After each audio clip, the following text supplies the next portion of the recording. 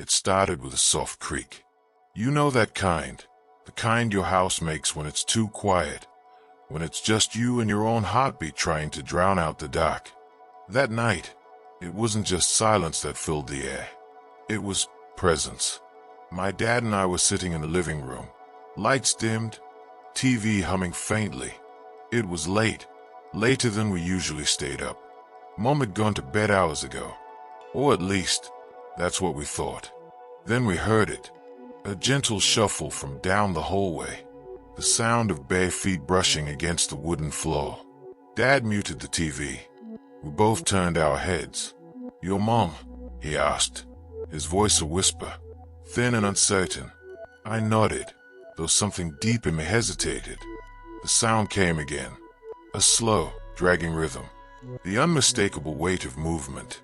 And then, the soft click of my bedroom door. We both stood. Dad frowned. Maybe she's looking for something. But I could tell. His words were a shield, flimsy and shaking. The hole stretched long and narrow, a tunnel swallowed by shadow. At the far end, my door stood slightly ajar, the faintest crack of darkness spilling through. The air was still, thick with that strange tension a house gets when it's holding its breath. We walked slowly, step by step. The floorboards complained beneath us. When we reached the door, Dad turned the knob. The hinges moaned softly as it opened. Inside, nothing. The room was empty. I flicked on the light. Everything was as I'd left it. The unmade bed, the half-open closet, the faint smell of laundry detergent mixed with the chill of the night air. But something felt wrong. The air felt charged, heavy, and then I saw it. From the corner of my eye, movement, quick, deliberate, inside the closet. A shape just beyond the clothes. I froze. My voice came out as a whisper. "Dad, there's someone in there." He didn't hesitate. He moved closer, one arm outstretched. The door creaked as he pulled it open, and what was so made every muscle in my body seize. She was standing there. My mom. Oh, someone who looked exactly like her. Same nightgown, same soft, familiar hair, but she wasn't moving. Her face was hidden, tilted down, strands of hair falling over her eyes. Her hands hung limp at her sides. "Linda." Dad's voice cracked. No answer. She just stood there. "Linda," he said louder this time. Then, she turned her head. Slowly, too slowly. And that's when the light flickered. Her eyes, when I finally saw them, weren't my mother's. They were dark, deep, hollow, empty, but aware. Watching, I stumbled backward, heart pounding so loud it filled my ears. Dad took a step forward, but before he could say another word, the figure moved. It was quick, inhumanly quick, a blur of white and shadow. The closet door slammed shut with a crack so loud it echoed down the hallway. We stood frozen.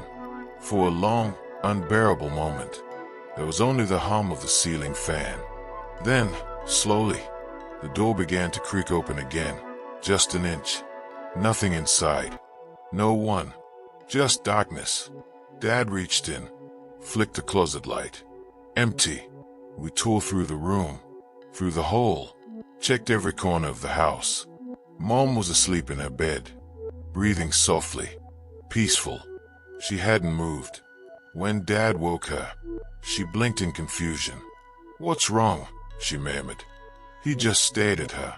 I did too. We didn't know what to say. Back in my room, I stood by the closet door. It was open again, just a little. The light inside flickered once more, like it was breathing. I closed it, slowly, and whispered to no one, "Whatever we saw, it wasn't you." For days after, I couldn't sleep. Every time I closed my eyes, I saw her, standing in the shadows, her head tilted, those eyes staring through me. Dad stopped talking about it, but I could see the change in him too. He started leaving the whole light on, stopped watching TV at night, stopped looking at the closet altogether. One night, a week later, I woke up to a sound. A whisper. Not words, just a faint, breathy murmur coming from the closet. The door was closed, but I could hear it, steady and low, like someone standing right behind it. My throat tightened. My hands trembled beneath the covers. I wanted to call for Dad, but the sound stopped. And then came the smell. Faint, familiar. My mom's perfume. It drifted from the closet door, slow and deliberate, filling the room. I couldn't move, couldn't breathe. For one insane second, I thought about opening it, just to prove there was nothing. But then I saw the shadow. It crawled out from underneath the door, a slow, stretching silhouette that reached across the floor toward my bed. It stopped right at the edge of the mattress, and then it lifted, like something invisible standing up, watching. I shut my eyes and didn't open them until morning. When I told Dad, he didn't say a word. He just walked to the closet, stared at it for a long time, and then quietly nailed it shut. It's still sealed. Sometimes, when the house is silent, I swear I can hear her again. That faint whisper, that perfume in the air, and in the stillness, the memory returns. How she stood there, head bowed, waiting. We both saw her. But when we looked back into the closet, there was nothing. Absolutely nothing. And that's the part that still keeps me awake. It started with a car. An old, white sedan, probably late 90s. Faded paint, dull headlights, the kind of vehicle you barely notice until it starts noticing you. We used to joke about it, my sister and I. We'd see it parked by the corner when we came home from school. Same model, same color, sometimes the same dent on the rear bumper. Just sitting there, engine off, windows tinted dark enough to swallow your reflection. At first, it was nothing. Coincidence, right? Our neighborhood wasn't big. Quiet streets, kids playing basketball after dinner, the constant hum of cicadas in the trees. It was safe, or so we thought. But then, the joke stopped, because the car started moving. Every evening, when we'd take our dog out for a walk, we'd notice it, idling a few houses away. When we turned down Maple Drive, it would roll to the corner and stop. If we crossed a Birch Street, the headlights would flicker on and follow, slow and careful, never too close. At first, I told myself it was paranoia. People have places to go. Maybe someone lived nearby. Maybe I was imagining it. But one night, that illusion shattered. It was late. The kind of late where the air feels heavier, where even the wind refuses to move. My sister was asleep, and I was sitting on the porch scrolling through my phone. That's when I heard it, the sound of tires crunching softly over gravel. I looked up. At the end of the street, under the flickering street lamp, there it was again, that white sedan, engine idling low, like it was breathing. I remember the way the light hit the windshield. It should have reflected something, anything, but it was just black, like staring into a void. It stayed there for maybe 2 minutes. No one got out, no movement, just the faint hum of the motor. Then, slowly, it rolled backward, disappearing into the dark. The next morning, I told my parents. They laughed it off. Probably some lost driver, my dad said, sipping his coffee. Don't let scary movies get to your head. But my sister looked at me differently. She believed me. That night, we decided to test it. We took the dog for a walk again. The air smelled like rain, and the pavement shimmered under the streetlights. Everything was quiet, too quiet. We walked our usual route, turning randomly, changing streets like we were tracing a maze. And then I heard it, the soft rumble of an old engine. We both turned around. The sedan was there, a few houses back, headlights dimmed, matching our every turn. I felt my throat tighten. Don't look at it, I whispered. Just keep walking. But curiosity wins over fear, doesn't it? It always does. My sister turned her head, just a little, and I saw her expression freeze. The driver's side window was half open, and inside, someone was watching us. I couldn't see their face clearly, just the outline. A man, maybe in his 50s, with thinning hair and skin pale under the dashboard light. His eyes didn't blink, not once. We cut the walk short that night. The car didn't follow us home, but we both knew it could have if it wanted to. The next day, I called the police. They sent a patrol, took down the details. The officer said, "If you see it again, get the plate number." We didn't have to wait long. The following week, it came back. Parked right across from our driveway this time. No movement, no sound, just sitting there, staring. My dad walked over to confront him. I watched from the window as he approached the car, tapping on the driver's side window. Nothing, no reaction. He leaned closer, and that's when the car engine roared to life. It peeled away so fast that the tires left black marks on the road. Dad came back shaken. He said the driver's face was wrong, too pale, too still, like a wax figure pretending to breathe. After that night, it became a game. The car would vanish for days, then reappear when we least expected it. Sometimes in the rearview mirror when I drove to school. Sometimes parked at the grocery store lot, 2 rows away. Sometimes, I'd wake up at night and see headlights pass slowly by our front window, pausing before moving on. The fear became constant. My dreams were filled with that hum of the engine, the smell of burning rubber, the feeling of eyes tracking every step. Then, one evening, it stopped. Weeks passed. No car, no sound, nothing. It was almost disappointing, in a sick way. Like something unfinished had simply gone silent. Until last night. I was coming home from work, late. The street was empty, the air thick with mist. As I turned the corner onto our block, my headlights caught a shape ahead. An old, white sedan, parked right under the streetlight, facing my house. My stomach dropped. The same dent on the bumper, the same dull paint. But something was different. The driver's door was wide open. I stopped in the middle of the road, heart pounding. My hands wouldn't move from the steering wheel. And then I saw it. On the driver's seat was a folded piece of paper. From where I sat, I could see my name written across it in shaky, uneven letters.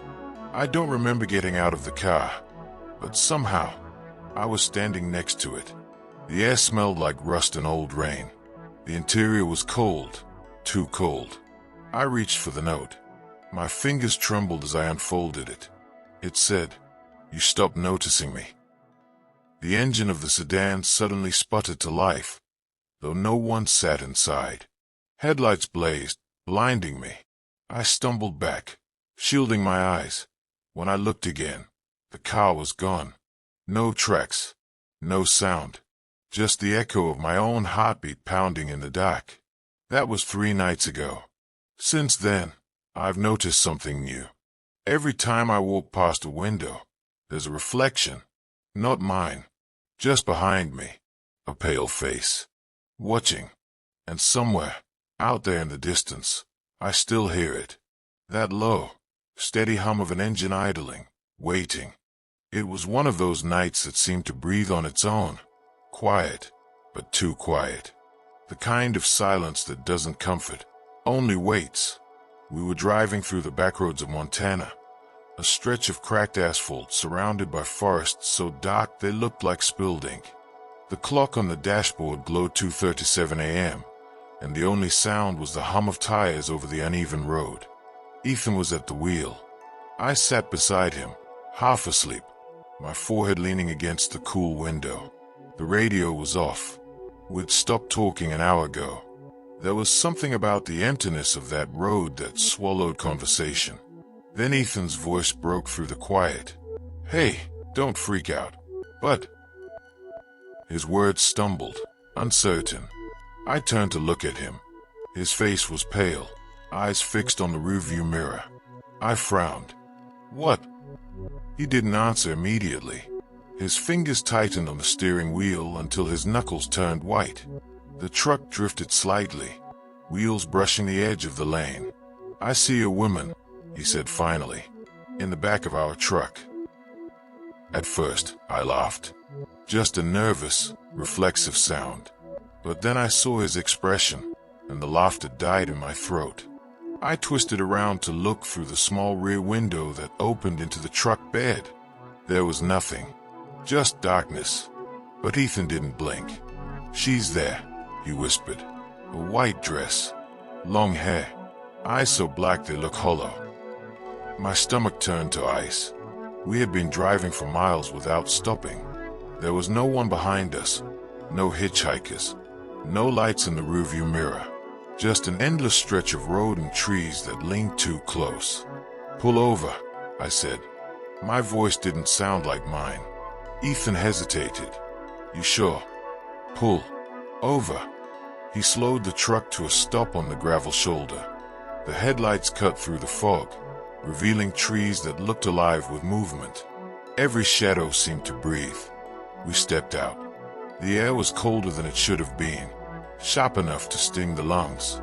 The night was dead silent. No crickets, no wind, nothing. Ethan walked toward the back of the truck. I followed, every step echoing too loudly in the dark. The truck bed was empty. Nothing. But the metal was wet. Not with rain. Something thicker, sticky, that glistened faintly in the light. Ethan touched it and pulled his hand back fast. His fingertips were smeared red. Maybe an animal," I whispered, though I didn't believe it. He shook his head. "No tracks. Nothing." That was when I noticed it. The smell. Sweet, like perfume. Faint but wrong, like flowers rotting in water. We looked at each other. No one said it, but we both felt the same thing. We weren't alone. Then came the sound. A soft, slow tapping from the forest. Rhythmic, like bare feet against wet ground. Ethan grabbed the flashlight and pointed it toward the trees. The beam cut through the fog for a few seconds before dissolving into darkness. "Hello," he called out. The tapping stopped. Then something whispered.